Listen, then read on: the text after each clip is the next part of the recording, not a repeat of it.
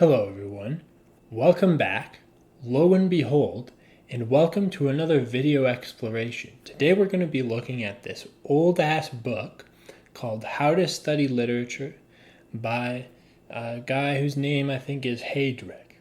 So this book was just lying around somewhere on the old dusty old bookshelf, and since here on this YouTube channel I'm trying to explore the study of literature myself, even though I don't want to word it that way because that makes it sound all nerdy.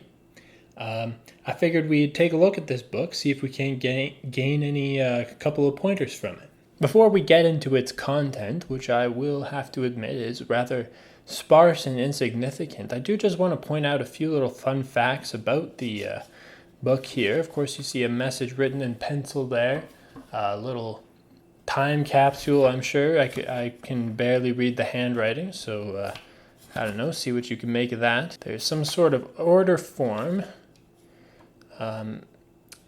with a letter on it. It appears to be some sort of letter from a university professor who is ordering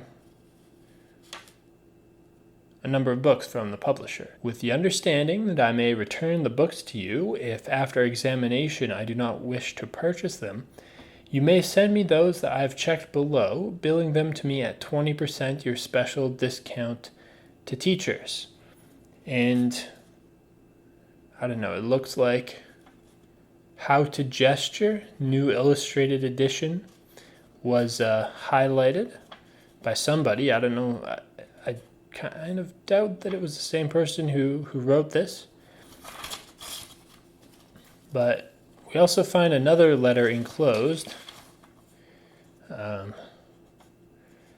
Among the first samples of How to Study Literature sent out last week was one to the Professor of Literature at Creighton University, Omaha. Almost by return mail, we have received word as follows. I've examined How to Study Literature. I regard it as sure to prove helpful toward the doing of thorough work in the classroom. Send me at once 21 copies. I shall very probably order many more as soon as my fellow professors shall have had an opportunity to examine the book. With a view to this, it would be wise for you to send me 3 or 4 copies gratis, which I promise to place in the hands of teachers of literature who usually are glad to take my advice in the selection of such aids. Signed by somebody at a university. We are sanguine that you too will examine your copy right away, and that your verdict will also be favorable. May we hope to hear from you soon? ? Heinz and Noble Publishers. I believe that all of these documents are older, I think, than the First World War, at least according to the copyright dates for this text, which is 1901 and 1902. However, it could certainly be, the letters could certainly have been written later.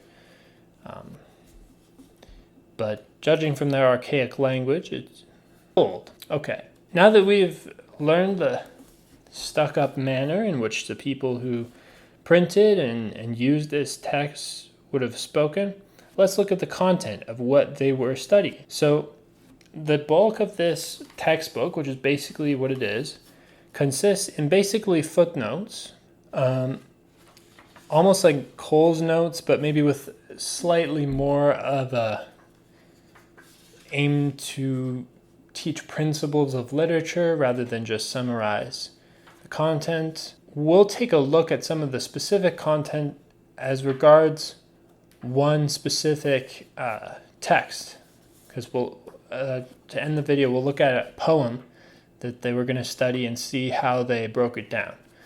But in the meantime, and then I guess the first section here is just about the different kinds of literature generally, right?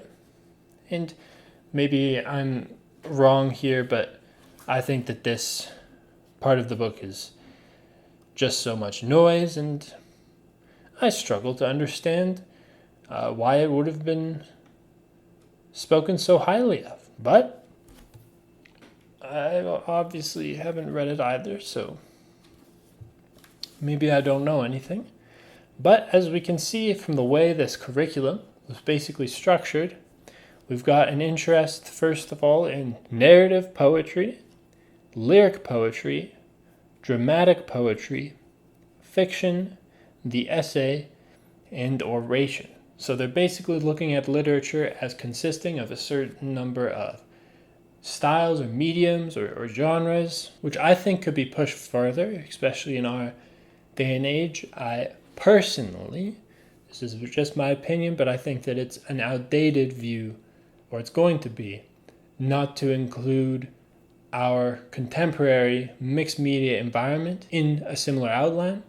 So for example, oration would certainly include famous speeches like the Greek orations at the Athenian democracy, Martin Luther King's speech. The example they have here is something I've never heard of, Webster's Bunker Hill Monument oration. But I think it could also include particularly well put together YouTube spiels and things like this. There's certainly going to be an art to speaking, no matter the context that you do it. And then when we look at stuff like lyric poetry and fiction and dramatic poetry, I think we'd have to include film and video games, at least in some cases, into these discussions, as well as things like rap music and whatever else.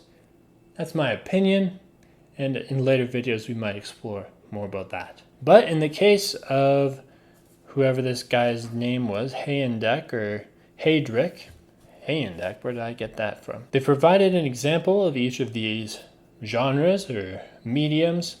So Lowell's Vision of Sir Launfal. I'm not sure who Lowell is, but I do have some vague memory of Sir Launfal being one of the medieval chivalric romances. Tennyson's Bugle Song. That's the one we'll look at in a few minutes, just because it's probably the shortest. Shakespeare's Hamlet. Certainly heard decent things about that. George Eliot's Sils Mariner.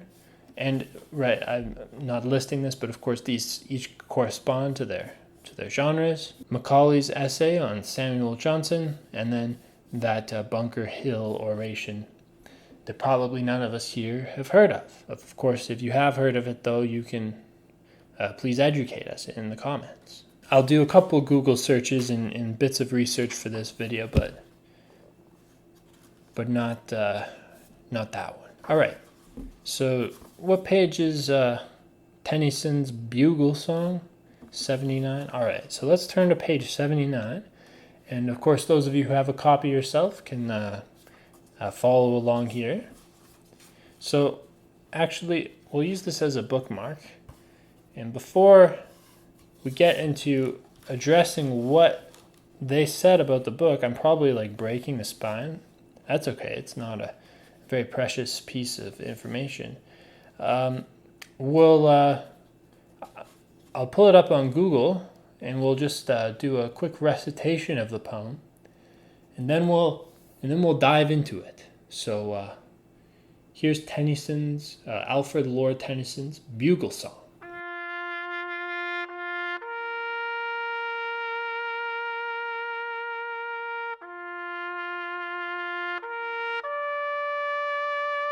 So it seems this is actually from a longer work called The Princess.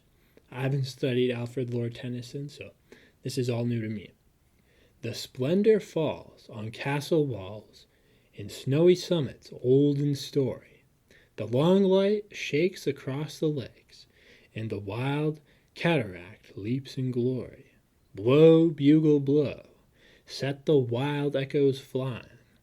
Blow, bugle, answer, echoes, dying, dying, dying. Oh, hark, Oh, hear how thin and clear, and thinner, clearer, further going. Oh, sweet and far from cliff and scar, the horns of Elfland faintly blowing. Blow, let us hear the purple glens replying. Blow, bugle, answer, echoes, dying, dying, dying. O love, they die in yon rich sky. They faint on hill or field or river. Our echoes roll from soul to soul and grow forever and forever. Blow, bugle, blow. Set the wild echoes flying, and answer, echoes, answer. Dying, dying, dying. Holy shit, that was a beautiful poem. Just about brought me to tears. Also, sorry the rest of the video and the part before that is going to be all echoey. I'm still figuring out how to use all this setup with the camera and everything. So, anyway, what does Mr. Hayek, what's the fella's name? Leyendecker? Whatever his name is, what does he say about this beautiful poem, the Bugle Song? So, we have really a couple of pages only on the Bugle Song. It looks like there's, I don't know, maybe there's a little bit more stuff on Sir Launfal, which is a longer text. But in any case, I don't know if this is a mistake. They're starting with the second Roman numeral instead of the first one. I think we'll forgive them for that. Start by classifying the poem as a love lyric and also as a song. So, good. Not really much to say about that. There's a central theme, and the central theme is the undying power of human love.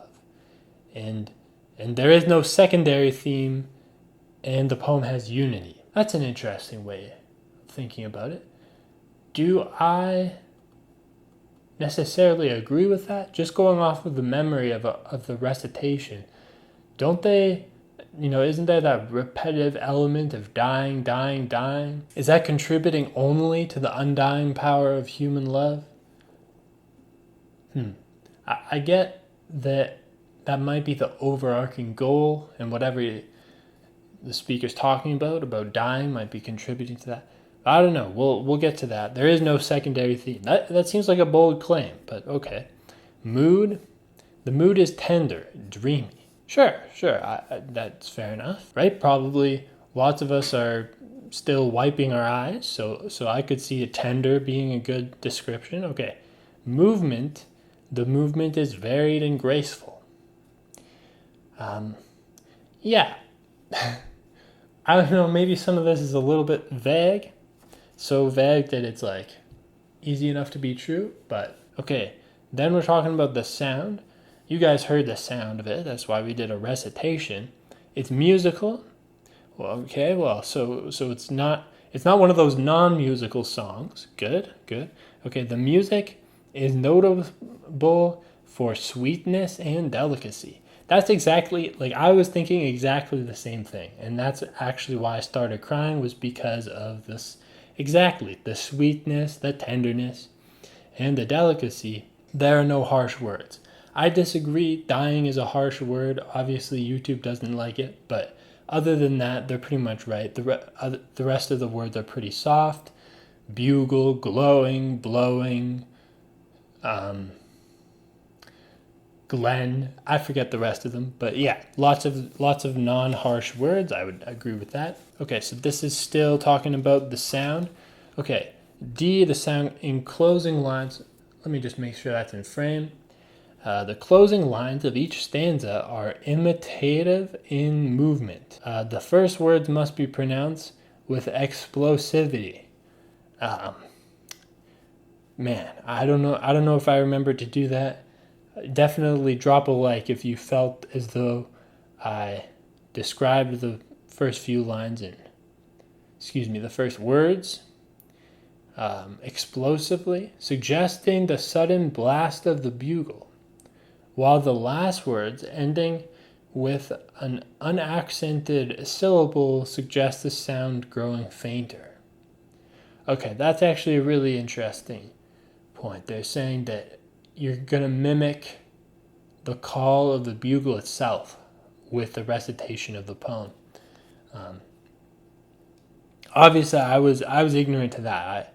I would have done that if I had known better, but obviously I'm an amateur. So okay, alliteration is found in snowy summits, long white lakes, etc. Okay, the repented is used, the closing lines of each stanza being repeated with slight variations. So the repetend. What? So I'm going to guess that means repeated end. Some of these words might be either a little bit outdated or technical, given that it's a literature textbook from 100 years ago. But having said that, based on what we've looked at so far in this book, it is all pretty straightforward and comprehensible on the other hand. But I do agree with them. There is repetition. Okay, so then it goes into the structure. The poem is written in a 6-line stanza rhyming X, A, X, A, B, B with internal rhyme in the X lines. The meter is chiefly iambic. There is a marked change in the meter in the last lines of each stanza to suggest the sound of the bugle and its echoes. So that's probably the substance of what this professional literature analysis is for, is to often, like, one of the main things that we'll learn about a poem is how the lines and the words and the structure, the form and the content both talk about the same thing. So it both is about something and it also looks and sounds structurally like something. Just like I mentioned the great Bloodborne poem back on the main channel, where there's a poem about the game Bloodborne that also mimics the game in its form as well as talking about it structurally, in the content. Okay, the style of the poem, it has diction that's polished and elevated. The style in general is characterized by grace, beauty and sentiment, and beauty of description. I think that's a very good point. I've certainly read a lot of poems where they have beauty of sentiment but not description, and also lots of poems with beauty of description but not sentiment. So it's really interesting, and it's really probably worthwhile for them to highlight that this poem indeed has both. So that's the long and the short of How to Study Literature by B.A. Haydick or whatever that guy's name is. Obviously the content, as a whole, the content of the book is not very illuminating. However, what has to be taken into account is that it's probably just a resource for the professor to build off of and go on his own tangents and his own lectures. I don't think, and in fact I hope to God that the actual class that this was for didn't constitute of the students just writing out those notes word for word. I don't think anybody would have learned anything unless each point was elaborated and discussed, which it probably was. Basically, the benefit of it is that it got us to encounter that beautiful poem that I probably honestly might not have read for a long time if I ever read it at all, if not for this obscure and very simple, almost unnecessary book. So thank you guys for checking this out. Hope you got something out of that. Maybe your soul is invigorated from the beautiful poem about bugles. Certainly I know mine is. I'm probably like 2% better of a person already. So thanks for sticking around. Check out links in the description, main channel, Patreon, whatever else it might be. And I hope you have a good one.